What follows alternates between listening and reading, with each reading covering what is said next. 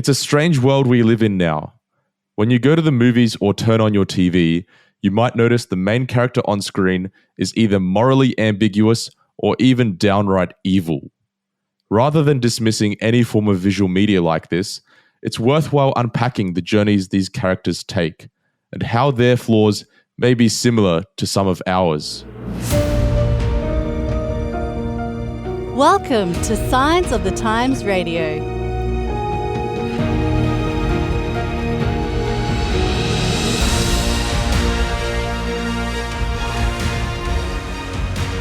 Signs of the Times Radio is back for another week. My name is Daniel Kuberek, and joining me today is Ryan Stanton. How you doing, my brother? I'm doing all right. Just getting towards the end of the year and looking forward to heading home to see the family finally. I guess things must not be too bad on your end because you have had time to watch some TV shows. Yeah, if there's one thing lockdown did, it gave me plenty of time to watch and catch up on some old and some new shows. Yeah. Well, that's good because your insight into media and cultural trends is very good and in-depth and analytical. You know, our readers may have come across your articles this year and many of them will have enjoyed them, as has been the feedback. So, well, thank you, first of all, for all the work you've done for us this year. For anybody who wants to catch up on Ryan's articles, they're on our website. That sounds like a way to end this podcast off, but we're actually only getting started because, Ryan, to be honest, man, it was when I was a primary school kid, right? There was this new Star Wars game coming out called The Force Unleashed. Now, There's been plenty of Star Wars games that have come out in the past. This one was unique, though, because it was like one of the first times in Star Wars history where you could play as the bad guy, which was in the Star Wars world is called Sith. You know, the good guys are the Jedi, the bad guys are the Sith. And so you could play as the bad guy, and because you're the bad guy, you automatically have all these superpowers and abilities that are like way better than being the good guy as far as the Jedi. I remember the trailer for that. It showed your main character like pulling down a Star Destroyer from orbit, and it was like, whoa, we've never seen that before. Like, this guy is so tough and so powerful, and like that's like because he's like a Sith and he has no limits, sort of thing. Yeah, whereas the Jedi were always, I don't know, once you compare it against this game, it's like they're the boring vanilla guys who have much weaker powers and definitely wouldn't be able to do what this guy's doing. So pretty much like around the time that this game was coming out, I go into this news agency and there was like gaming magazines there. And one of the magazines actually featured this game, and they had written there in the article, oh, we've always had this guilty pleasure about dreaming about playing as a Sith one day or being a Sith, and now we can actually do it. Now, I don't want to say that this is the first time that someone has been able to play as the bad guy or watch the bad guy, but it definitely seems like it's a trend in movies and video games at the present moment, probably becoming steadily more so. Have you noticed that to be true? Yeah. I think it's something that has always been around. I definitely don't think it's something that's been invented in the past few years, the idea of, hey, maybe we can have villains or bad people or even, dubiously good people as the main characters. It's been around for a long time, but I think it sort of has increased over the past, I think I would say 10, 20 years, which is really my lifetime, but like it's sort of exponentially growing over that sort of time, I think. Okay, well, let's have a look at some examples of things that have come out recently that have taken the side of the antihero. And maybe we need to, before I even go into that, maybe we need to define what the antihero is. So I guess a stereotypical trait of how these stories go down, right? The main character, is he a bad guy or is he just morally ambiguous? And then in that case, most stories, I guess, in movies or video games have a villain. But who is the villain then if the bad guy is the main character? Yeah, right. And so I think there's sort of a difference, right, between shows or movies or products, whatever, with an anti-hero as the lead and those with a villain as the lead. I think the thing I think of when I think of anti-hero, right, is the first that comes to mind as a comic book fan is Deadpool, right? He's a character who has no problems with killing people, bad behavior. You watch those movies, they're, intensely full on, and that's part of the comedy of them, right? And because he is a character with very little limits, but he's always sort of still fighting for the source of good. So anti-heroes, in my mind at least, and I think in a lot of people's minds, are sort of heroes who are not bound by the traditional sort of heroic codes of, Spider-Man, Batman, we don't kill anybody, but they still fight for the cause of good. Whereas shows or stories with villains as the main characters, which, is especially sort of what I would argue is becoming more and more common, where they're ambiguously anti-heroes and they're maybe actually just villains. They're characters that aren't necessarily fighting for the cause of good. They might be fighting for the cause of self. They might be fighting for the cause of evil even, sort of, but somehow there's something about them that still makes us want to watch and maybe even relate to them. In some ways, I think that the goalposts have changed also, and maybe we can discuss that because you do go into your article about the context of this phenomenon of storytelling. I was reading an article before which was titled Why We Love Anti-Heroes, and that article actually listed Boba Fett as one of the anti-heroes. And now there's a new TV show coming out called The Book of Boba Fett at the end of 2021, which follows this guy. This character has been around since 1980 with the Empire Strikes Back in the Star Wars universe. And pretty much he's always throughout history been as this anti-hero. Like he is a bounty hunter, which means he catches people for a living and puts his morals aside in order to grab the coin. And yet in the last season of Mandalorian, I actually thought he was more like a hero because the little bit of you see of him, his principles and his values seemed way more upstanding than any other anti-hero you'd see in TV today. Yeah, and I think part of that, right, for Boba Fett's a really interesting example of this because when you look at the original films, he has I think it's something like 3 lines total over Empire Strikes Back and Return of the Jedi.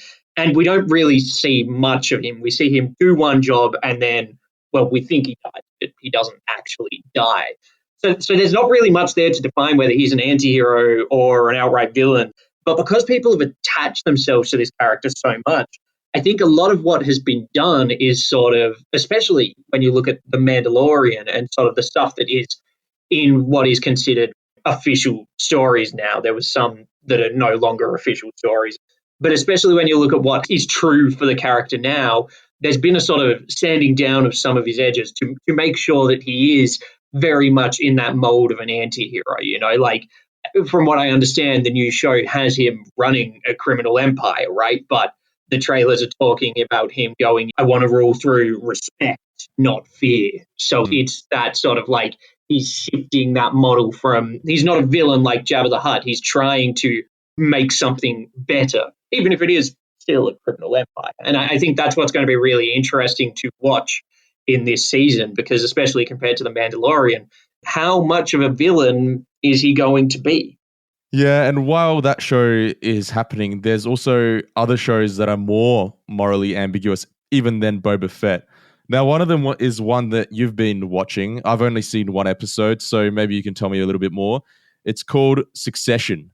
Now, what's the premise of this TV show, man?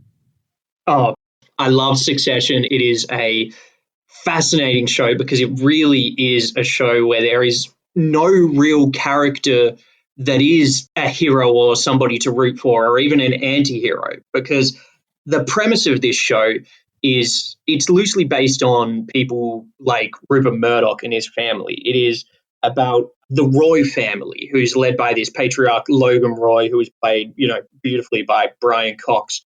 And they own this company called Waystar Royco, which is basically a big Fox, a big Disney, a big, Netflix sort of type conglomerate that has a lot of power and has a lot of influence. And basically the show is all about Logan Roy, the patriarch, is getting on in years, and which of his 3, well, technically 4, but his 3 main kids is going to succeed him.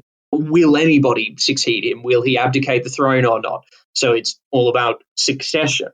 And what's fascinating about this show is it's about all these billionaires, and it doesn't shy away from the realities of what billionaires are and who billionaires are, and money is the root of all evil is the saying, and power corrupts, and that's on full display here. These characters are self-centered, narcissistic. The third season finale aired the day before we recorded this, and there's a moment in that episode which I'm not going to spoil stuff, but it just really highlighted how disconnected from real people these characters are, that almost made me feel a little bit sick, even as it sort of made me laugh, because it strikes this real fine balance of comedy and drama. And so all the characters in this show are like that. They seem to, at various points, have little or no conscience and are just corrupt and immoral in so many respects. And yet you can't help but root for them. And that's like the real genius of the show. That's why it's really such a fascinating show for me. I think the way you described it once to me really sums it up. It's like there's something so amusing about watching rich people self-destruct in some ways. I've only watched the one episode, but just your summation of that show makes me want to go further. Now, is that the only one? Or maybe even a foundational question there. Obviously, this show has captivated attention. I was driving through Macquarie and there was a massive electronic billboard promoting this show. So it seems to have struck a chord, even though most people wouldn't be able to identify with the situation these characters are in as far as their wealth. Let's say the majority wouldn't be able to identify with that. So what is it about the characters or the situation they're going through that seems to be striking an amusing chord with audiences? So there's a couple of things going on here that I think make it so enjoyable. Obviously, the first is that there is sort of that, like you mentioned, it's so fun to watch people trip themselves up. There's sort of like that guilt-free indulgence of seeing people do things that we know are unacceptable and would never do, or hear them say those things and be in situations.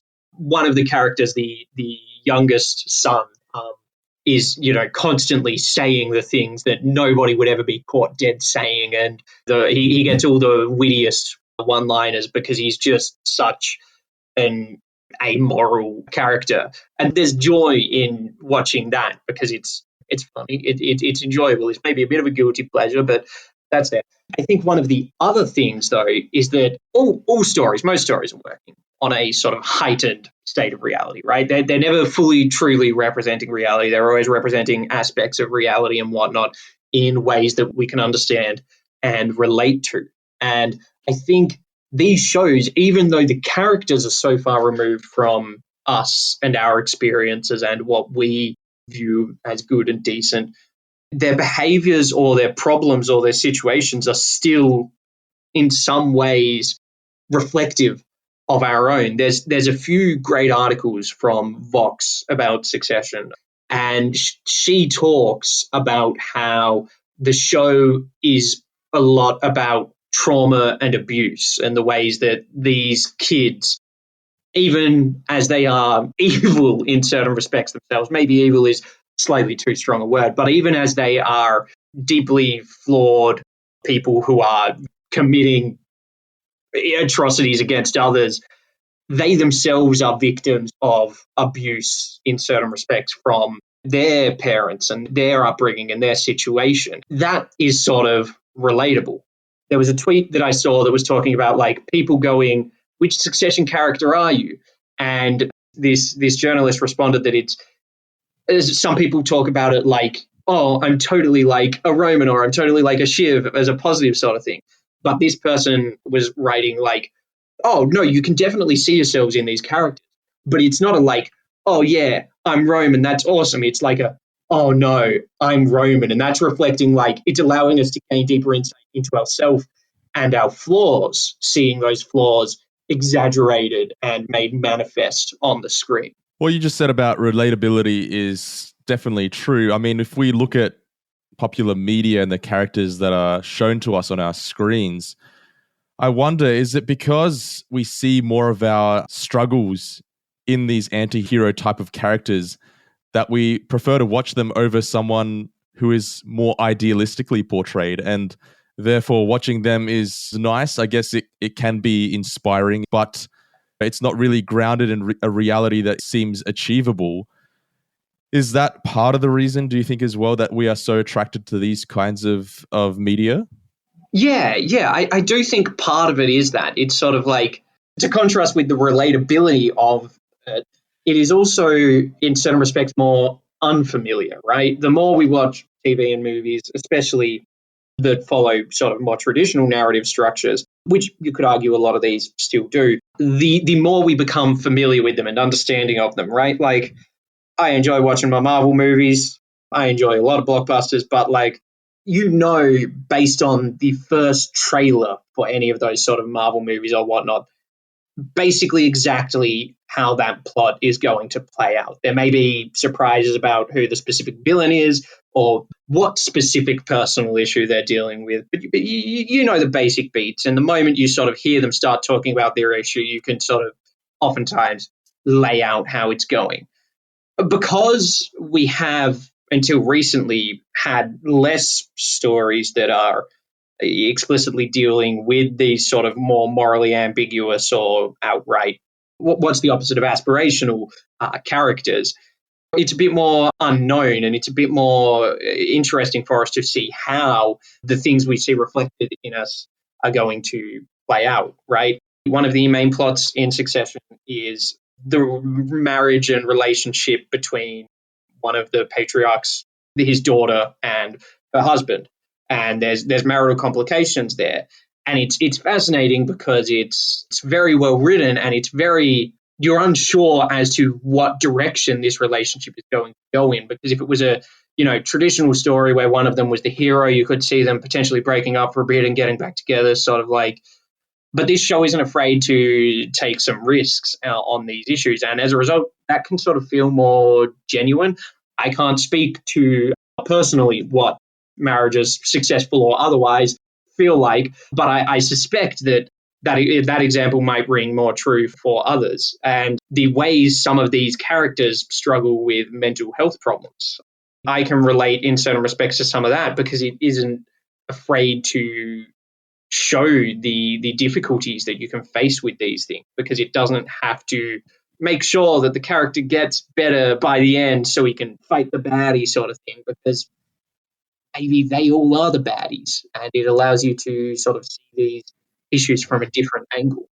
You really highlighted an incredible point, I think, about why these types of stories are of so much value. Because on paper, they seem like they're not substantial in some ways. Why would we want to watch a TV show about wealthy people doing bad things? Why would we want to watch a show like Breaking Bad about a high school teacher who then decides to go cook meth? Like, that immediately seems like a moral downturn. And yet, once you follow the story all the way through to the end, I think more than any other kinds of shows, these forms of stories encourage critical thinking. So, for example, with Breaking Bad, in the beginning, you see this teacher who has cancer and his marriage is already on the rocks. And so he decides to provide for his family by making methamphetamine, which seems, in the beginning, you're kind of like, whoa, this is insane. But at the same time, you're rooting for him because you feel bad. And what he's doing is justified. At the end of the day, he is looking to provide for his family. And yet by season 5 and the journey that it takes to get there, where he literally starts sacrificing his family and just continues to use his ventures and justifies it in the name of his family, when it's really about his own narcissism and his ego. And that in turn destroys his family and everybody around him. Once you follow with him through that journey, the final conclusion isn't that, oh, we should all start cooking methamphetamine. It's, wow, this is an absolutely destructive path to take. Is that what you're finding with a lot of these stories? Yeah. But the other thing about it is you understand why somebody might take that path. And I think that's another thing that I haven't really touched on, and that is sort of only briefly touched on in my article about this, that I think is important, is it promotes empathy and understanding for what we sometimes view as like clear black and white.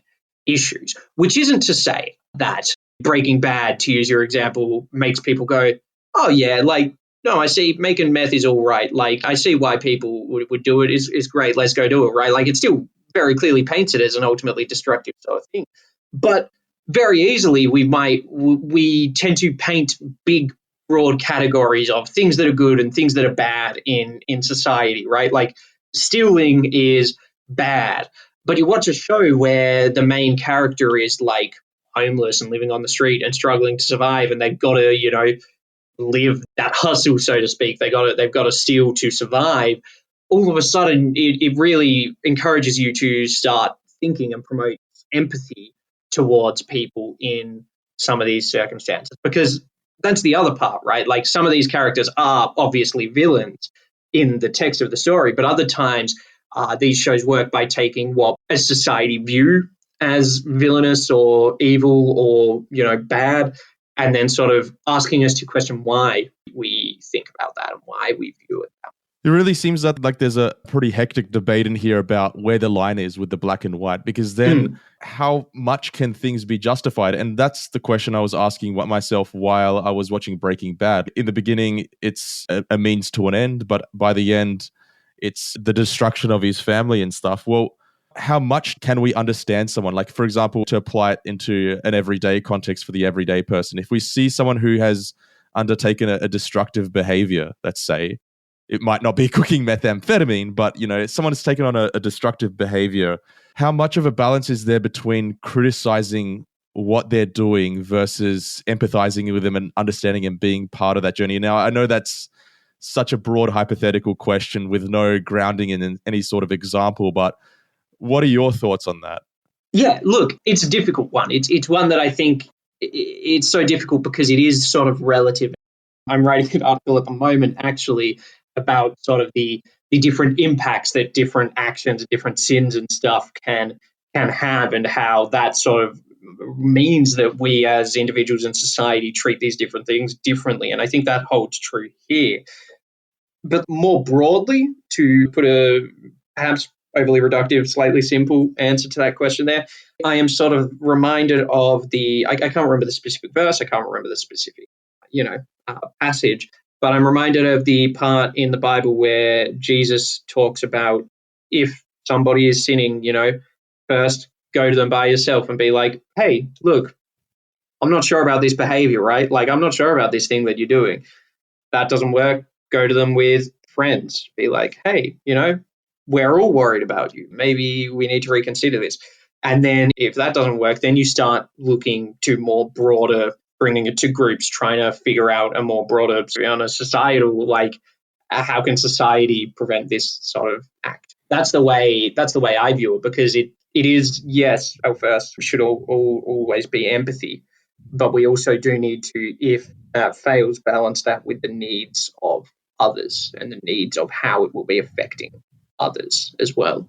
Yeah, great point. And I think another feature of these kinds of stories as well is that they don't always feature redemption by the end. Like, we'd expect in a classic Hollywood structure that by the end, if a character has been doing bad throughout the show or movie, that by the end they have a final act of redemption. Whereas with some of these shows, like Succession is obviously ongoing, but with Breaking Bad, there was elements of redemption at the end, but there was more of a feeling of the things that this person has been doing catching up to them. In this case, justice. At the end of the day, their past misdiscretions have caught up with them. It's a pretty interesting line that you mentioned in your article, because you mentioned about justice, how it's portrayed in the Bible, about the time that everyone can look forward to, of when there will be no more death or pain or crying, but also that in the meantime, while we're here on earth, even though there is a curve towards justice under human guidance, this is what you quote, there is a curve towards justice under human guidance, but in the end, God will bend it towards his perfect plan, meaning that we'll never achieve true justice while we're on earth. Now, the question is then, Ryan, what's the point? Yeah, right. And that's a difficult one. It's a difficult question that I raise. The curve quote I'm talking about there specifically is from Martin Luther King Jr.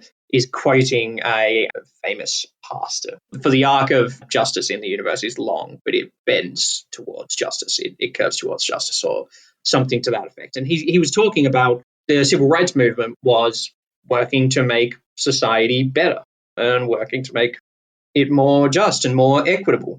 That movement is an example of what we can aspire to when we talk about bending the curve on Earth as it is. Because, yeah, it would be naive to think that any one action, any one movement, any one thing will be able to create a perfect world on Earth. A perfect world on Earth is just not possible.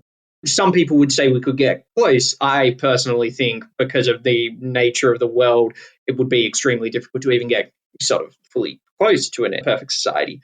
But that doesn't mean we shouldn't try. And I think that's sort of one of the most interesting things about the example of Jesus, right?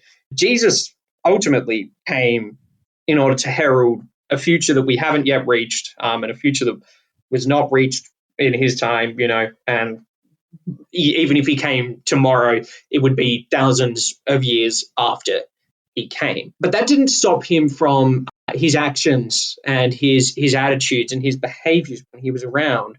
It didn't stop them from pushing towards bringing that a taste of that perfect world and that perfect society closer when we were here. He was somebody who spoke out against the powers that were corrupt at the time. He didn't let the social attitudes and perceptions around people, who was good and who was bad, to tie it back in, he didn't let that stop him from relating to and attempting to help and empathize with everybody.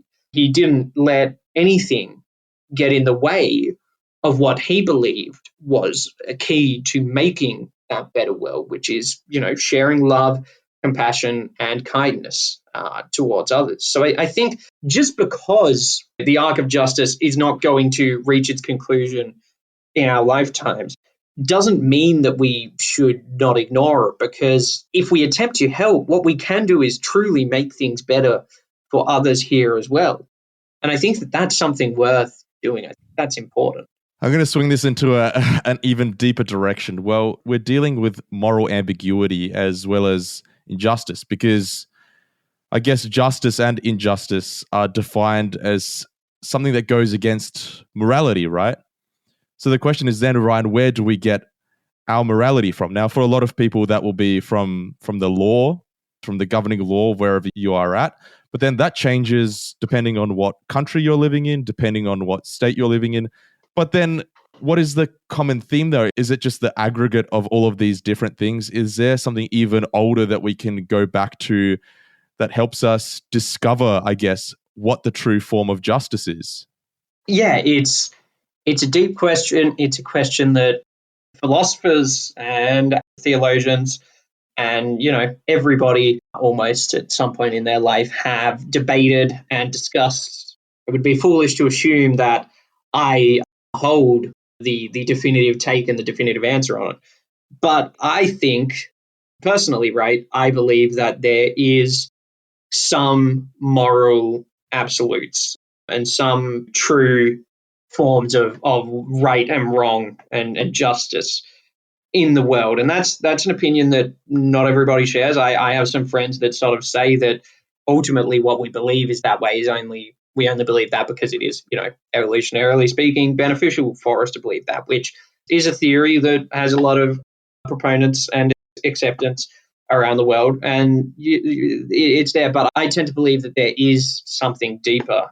In an article I had to write for one of my subjects at university, sociology, was talking about, do we truly believe that some cultures and societies are more moral or better than others, or is it all relative, right?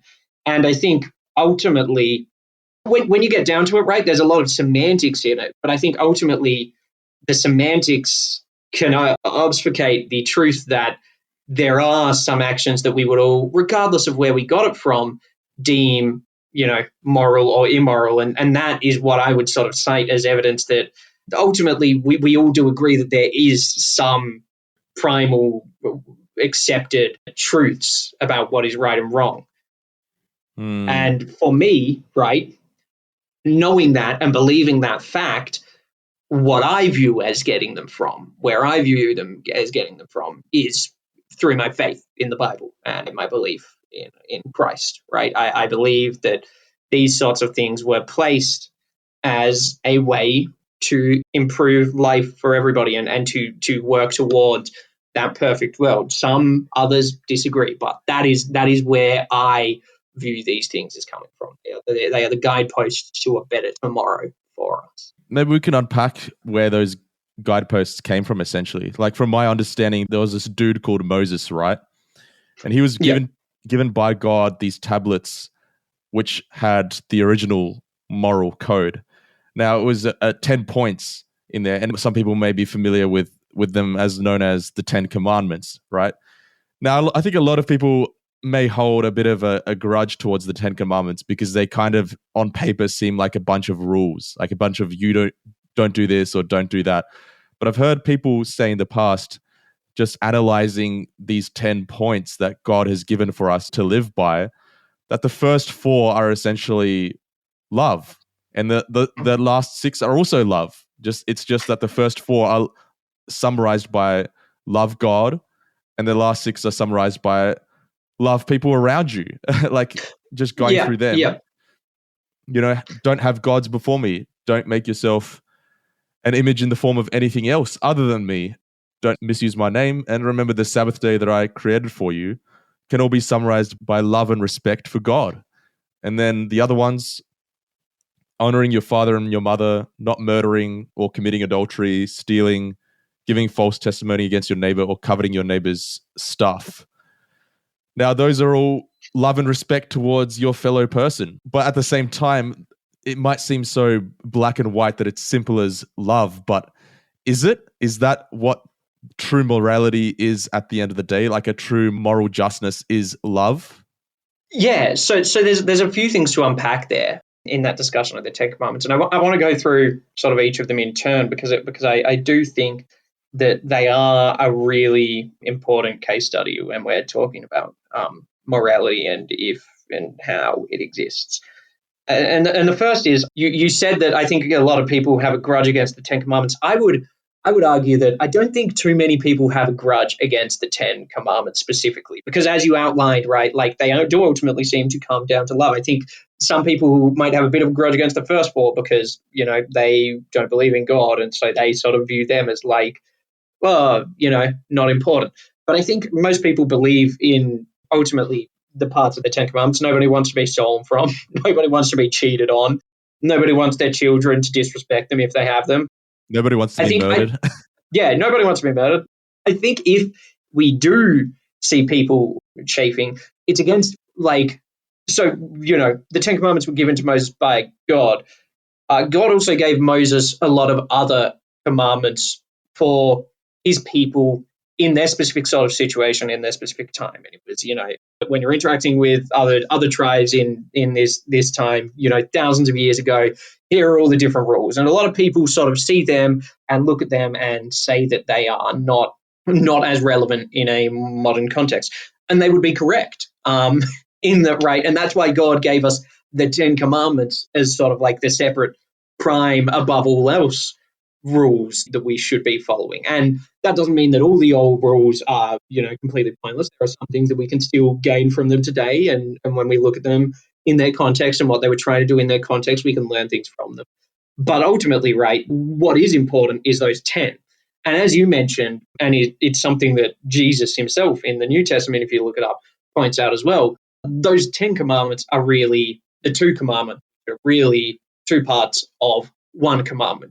Love God and love your neighbor as yourself. And it's that as yourself part that's interesting, right? Because that comes back to like of course you don't want to be killed. Of course you don't want to be stolen from. And I think that, like, yeah, maybe it's a cop-out, but it really does feel like to me that is ultimately the simplest explanation for it. And the simplest explanation for, like, what is good morals. It's love, but it's also that as yourself part. It's empathy. It's loving empathy, because it is not just because love, right? If I love myself only, right? Arguably, that's not really love. but it's, a selfish love, and it's a love that can end up hurting others, right? And that's why empathy is such an important part of love. And yeah, I think just the Bible, not only in the Ten Commandments, not only in Jesus's interpretations of the Ten Commandments, which we can trust, he's kind of an expert on the topic, but not only in that, but in other places, it also really works to emphasize that love is ultimately the basis for it all. There's my favorite passage in the Bible, arguably, is 1 Corinthians chapter 13, which is all about love. And the final line of that is, it's talking about all the things we have, and it's at the end all we have is faith, hope, and love, and the greatest of these is love. Even greater than faith, which is something that some people might find challenging. But I think that just highlights that. Yes, to answer your question, ultimately, yes, it can really be that simple.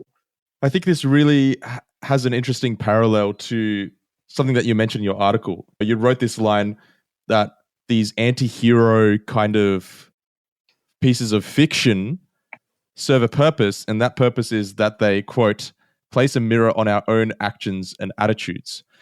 And also, when I look at the Ten Commandments, it seems like that's exactly what it's doing too. And in some ways, it's humbling because you realize just how far we are from the ideal. On paper, then I don't murder or don't commit adultery, or I've never stolen, so therefore I'm a good person. But once you really start to delve down into what that actually means, like you shall not covet your neighbor's house, going deeper into that commandment means putting yourself above your neighbor. Then asking myself, how often do I put myself above other people?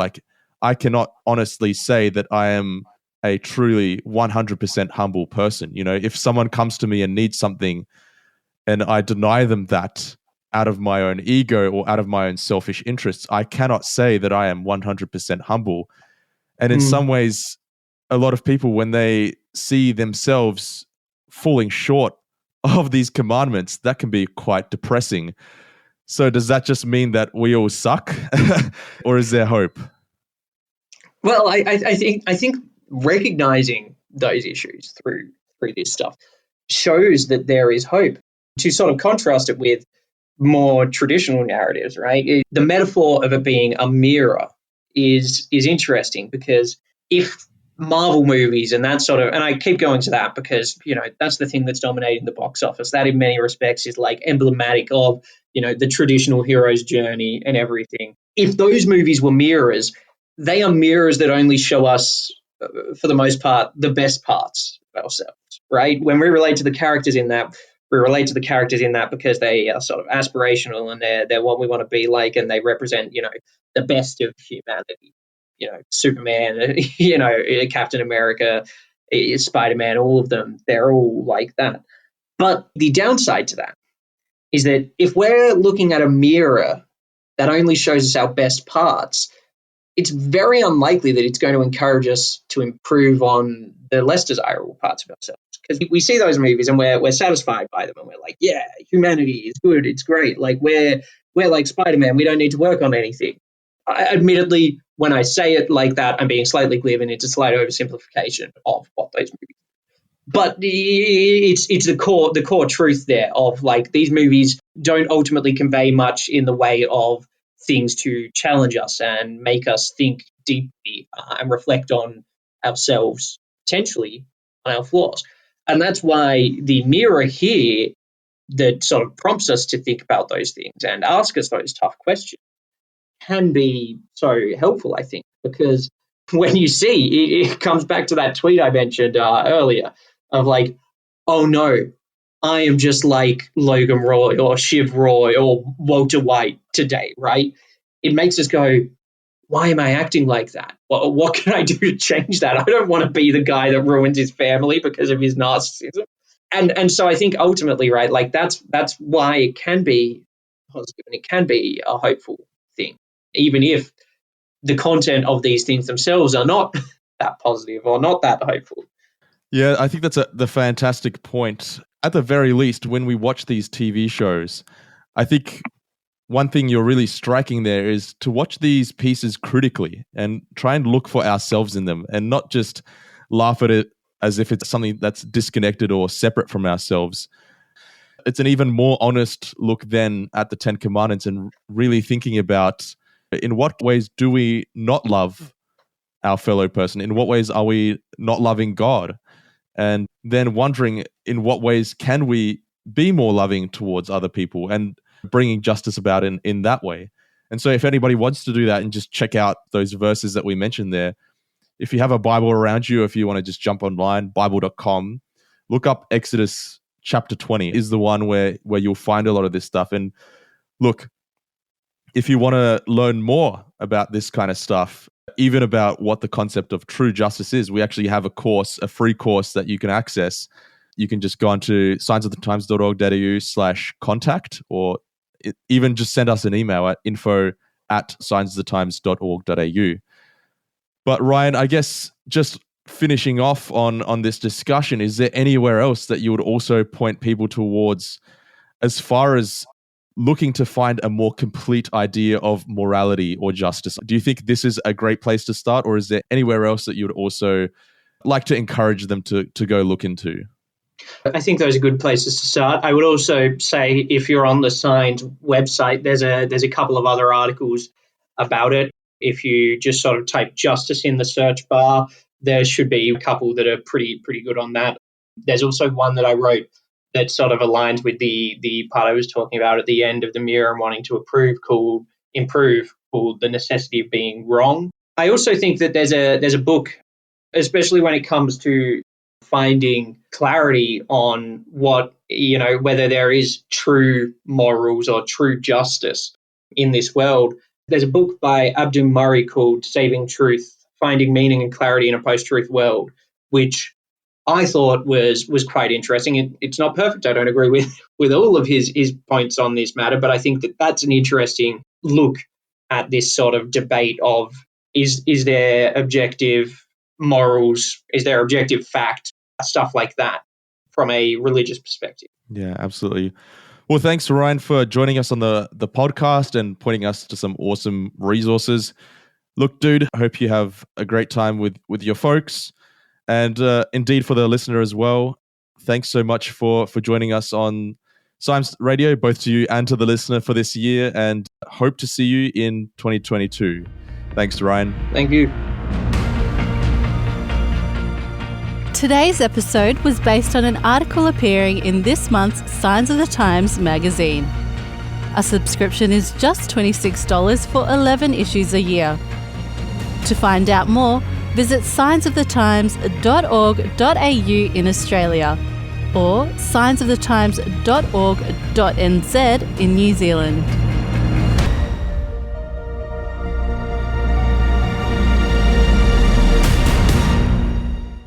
This is an Adventist Media podcast.